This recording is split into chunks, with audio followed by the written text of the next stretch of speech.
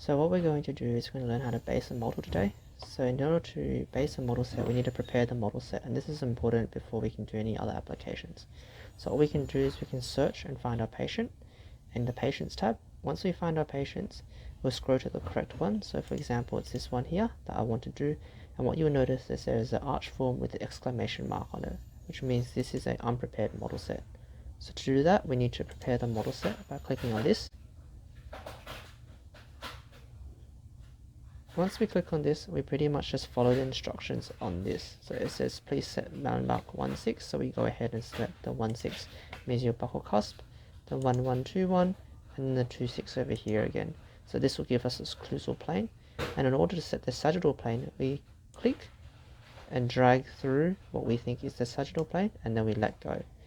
After that, we can click next. The next step is we need to define the cut for the maxillary. So in order to do this, we need to go around the model and cut off any spots that we don't need. So again, I'm just going to go around the model here, and it's just pretty much trimming the model here. So we want to get as much as we can in order to maximize the amount of model space that we have here as well.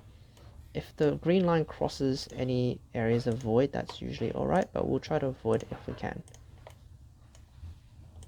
But sometimes the computer gets confused. And when we're done, we just go to the very first point. It should turn a yellow color, and we just click there.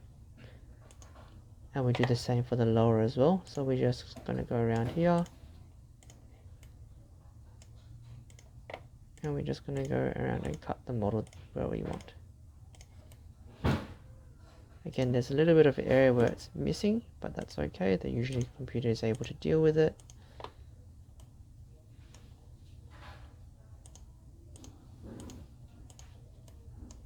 And we keep moving around.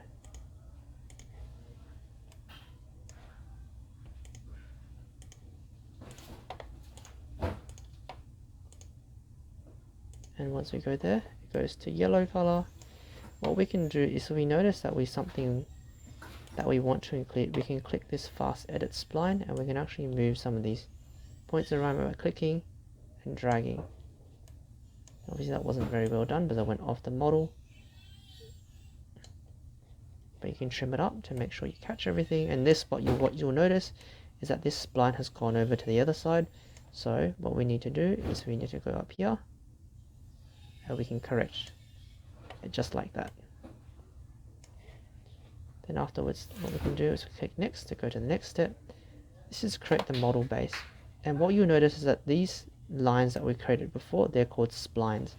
So what it means is that this box must be all inclusive of these green splines. So what we need to do is we can increase or decrease the model base in terms of width and depth to make sure it includes all those green lines.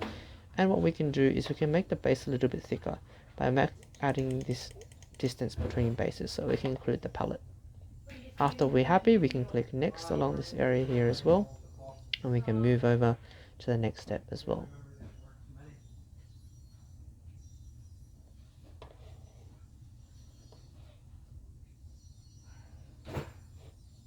After that's our virtual base, we don't need to change anything, so we click clicking next. We can change the base if we want to, but that would be in another tutorial because you don't normally need this just when you're creating everything. So when you're done and you're finished, that's it, and that is now complete.